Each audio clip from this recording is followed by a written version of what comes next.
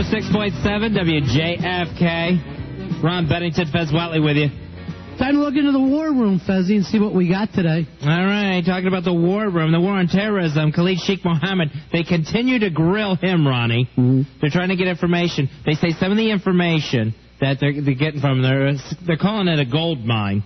They're saying they now know from his cell phone records and his computer disk that he has been in contact with Osama bin Laden recently.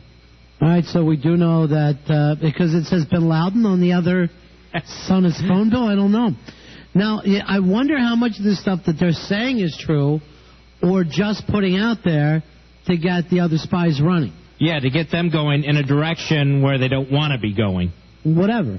But you know, you got to think, if this is the guy you were getting your orders from, you got to take off right now. You got to hit. Right. They said they had maybe 24 to the first 36 hours after it was announced that Sheikh Mohammed was captured, that to try to move in on some of the information they're getting, because those guys are going to go underground immediately. They think they got 200 names of al-Qaeda operatives around the world with their email addresses and cell phone numbers, too, out of this guy's computer equipment that they got from him. Now, they always told us before that those guys would only use cell phones once and then throw them away.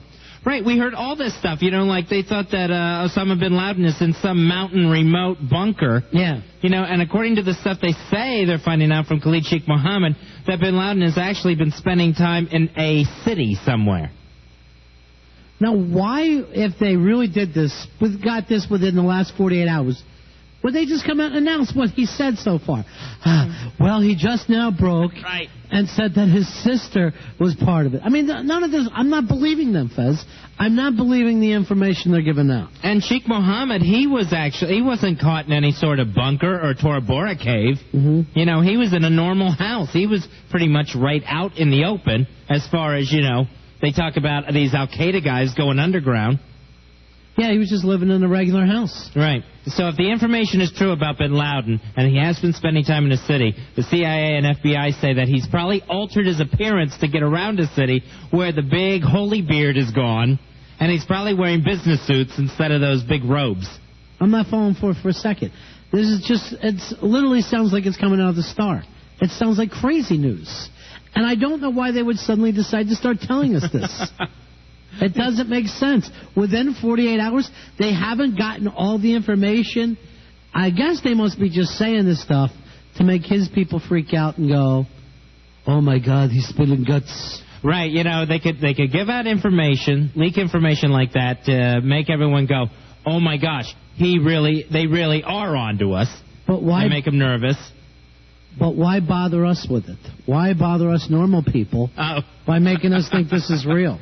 Or to get it out there that far in the public to put out misinformation to see if that changes, you know, a direction of an al-Qaeda operative. Mm-hmm. All right, let's see. They're also talking about how they're going to use sleep deprivation on Sheikh Mohammed, keeping him standing up, and then what they'll do is start offering sleep and maybe a chair or something as a reward if he starts spilling his guts a little bit. How much for a pillow? We'll have to know where bin Laden is.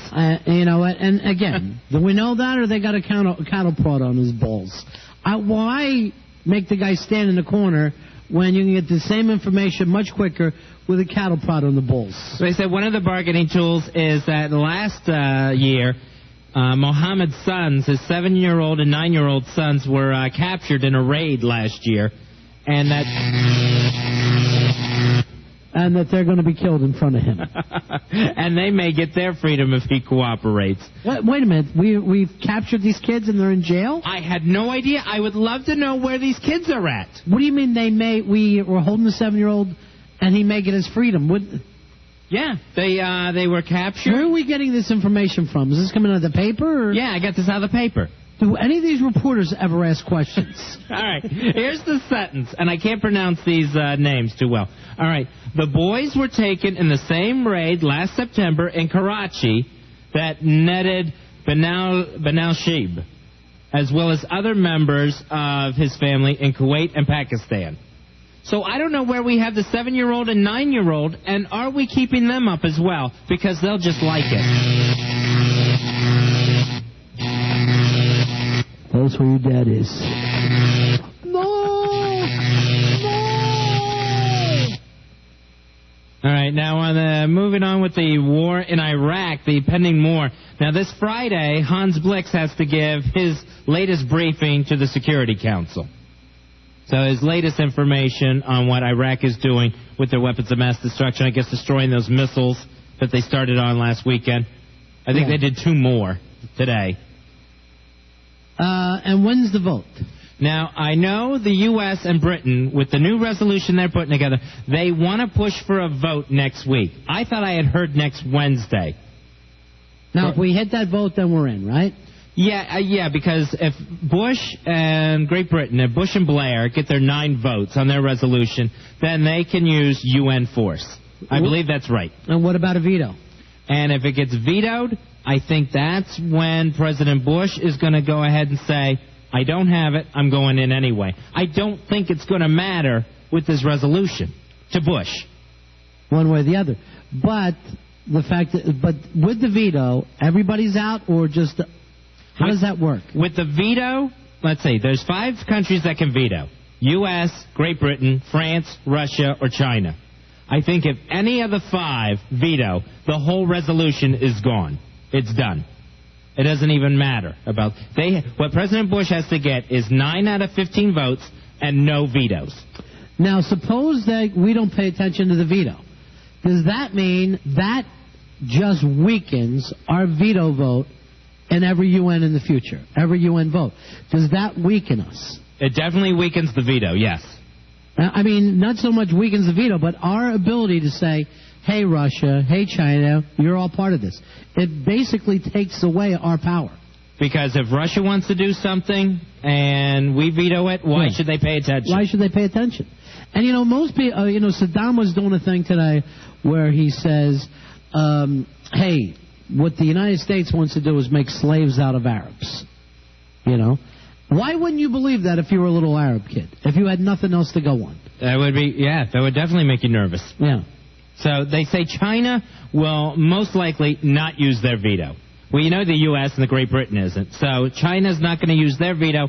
They don't want to mess up U.S.-Chinese relations. Right. France, I'm sure they would use it if they needed to, and they're looking at Russia as being the veto country. Why would Russia veto us? I don't know why they want to veto us, but they're the ones that have been talking about using it. All right. Because I know you, Rory, both pro-war, both want to go in and do this. If we get vetoed, right, or we don't get enough votes, do you think we should go anyway? If we have, we keep hearing this term, a coalition of the willing. If we have enough that we've put together ourselves, Great Britain and Spain, Mexico's going back and forth, if we have enough of a coalition, then yeah, we should. Well, you realize no matter what happens, even if everybody says yes, you think you're going to see any British boys on the front line running through Baghdad, any Mexicans? Oh, it's always been us, right? It's going to be us. But the fact of the matter is, so we're not going to get anybody really to follow us in this thing. We'll get some English planes, and that's about it. But the fact of the matter is, do we ruin the UN over this one thing? Do we care enough? I think at this point it's already ruined. By who? Us? This is why everyone's mad at President Bush, is because he's marginalized the UN, and he's not going to back out. He's not going to back out. This is some sore spots that are already there, and are going to take a long, long time to heal. Now, aside from the mission, I think the mission needs to be done. And if we don't have the UN backing, that's a bad thing, but the mission still needs to be completed. Why does it need to be done? Because this guy needs to be disarmed. Saddam Hussein is not playing by the rules of the UN. Right. He has neglected every resolution. Why do we need to disarm this guy? This is a guy who he has the weapons. They found him. He's been trying for the past 12 years to get more weapons, deadlier weapons, nuclear weapons. In 12 years, he hasn't pulled off anything, right? That's He hasn't done a damn thing. So is he going to do anything in 2 years? I mean, what is our big worry? What are we so worried about? What is the panic of destroying a UN when we are we threatened by this guy? We could be threatened. When? In 2 years? In 12 years, he hasn't done anything, right? Right. So what is the hurry that we have to do it right now?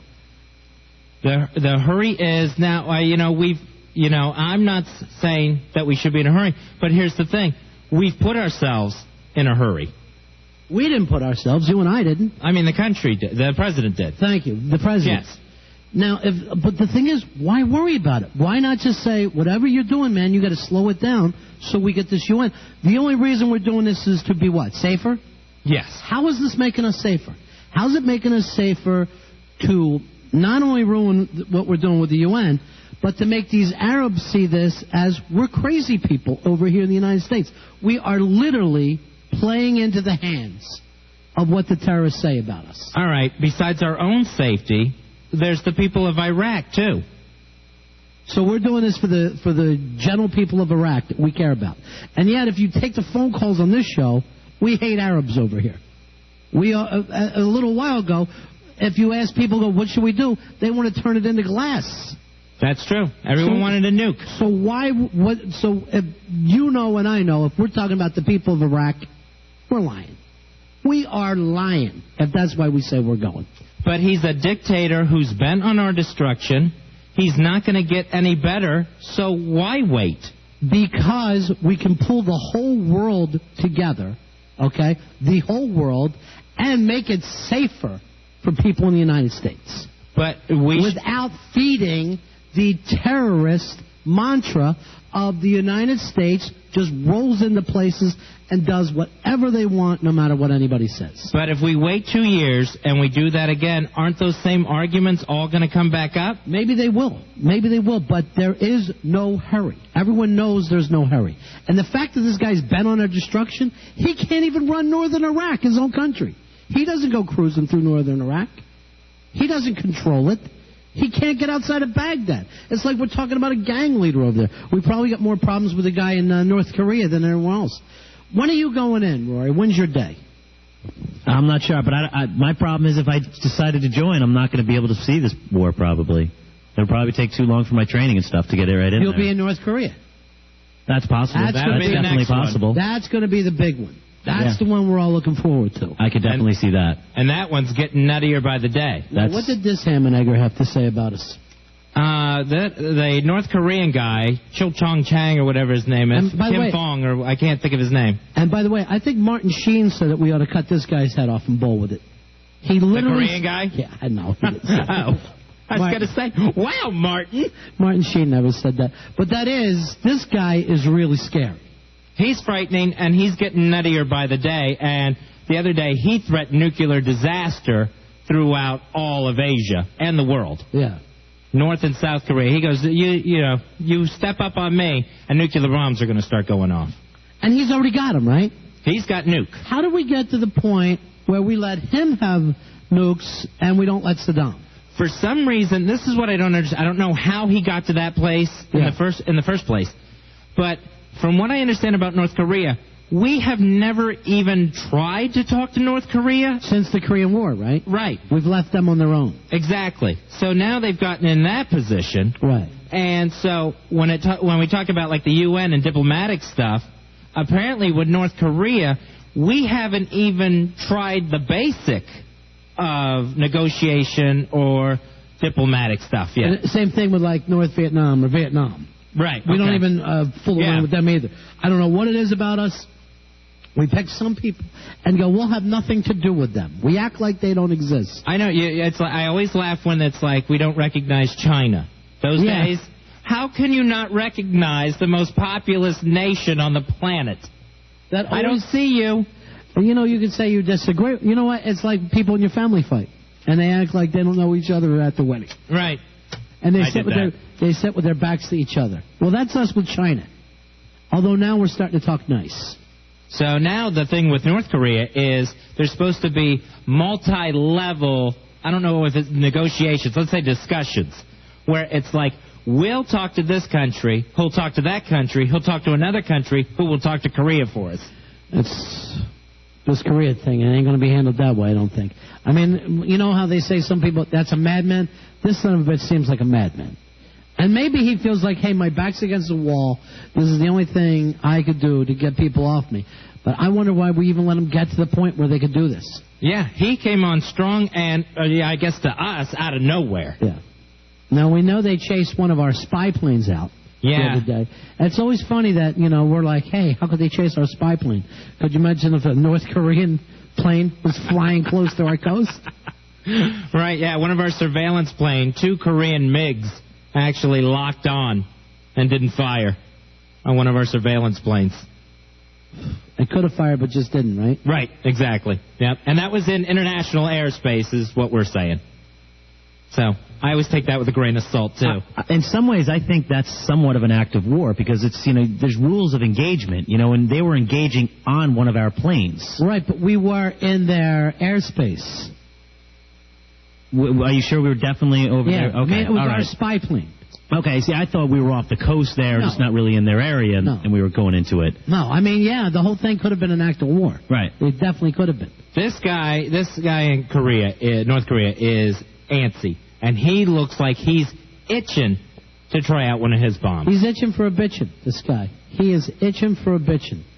So right now, I'm telling you, we got an effed up world. It is really scary. I would love to tap my heels together and go back to the 90s. Those carefree days.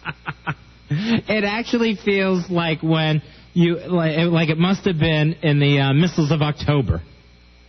Yeah, but the missiles of October lasted what? A month. This is going on for a long time. Yeah. We're sitting around going, Jesus, what's going to happen next? But the threat of something happening must be absolutely that high again.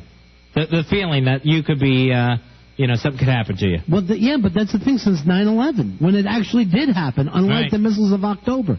We saw the worst, well, at least up to that point, the worst thing. I mean, we know now it could be worse. Right. And you really can't relax since. No, and after 9/11, and the condolences came in from around the globe, and none of that stuck. None of that stuck more than 2 years, where it's like everyone, every country on board, and we're going to help the U.S. do whatever they feel they need to do. Well, nobody has stopped us in our terrorism deal, right? They're all sticking with us on that. Right. No one ever says, hey, we're hiding the terrorists. So I think that is what they meant by we're sticking with you. I think we threw them off guard when we went, now we're going into Iraq, like someone's dad did. Yeah. I think that made people go, what? I always wonder different scenarios, like if George W. wasn't the president and whoever was, whatever, let's say a Republican president was in office and wanted to go into Iraq, if there would still be that bad of a feeling that this is a guy fighting daddy's war. I mean, obviously you wouldn't be able to say that term, but would you still have as bad a feeling of this is just a vanity war? Or take it this way. Suppose instead of that being George Bush Sr.'s war, it was Clinton's war, right? Right. Right now, the Republicans would be saying, we're going back in there because Clinton effed this up, and it didn't get done right the first time. Absolutely true. And then we'd all be going, well, yes or no, or whatever, however we felt. But we're acting like that worked good, and yet we're still going back to redo it. Okay, you paved my driveway, and when you said it was a good job, and now you're repaving it? You know what I mean? When are we going to admit or say, hey, maybe we were a little too happy, a little too early last time? We've never done that. No, that's true. No. We focus on, we liberated Kuwait, we did what we set out to do. Yeah, right. It was all good. Yeah. Because there was a lot of people then going, let's roll into Baghdad. Both sides of that war, Baghdad and D.C., claim they won it.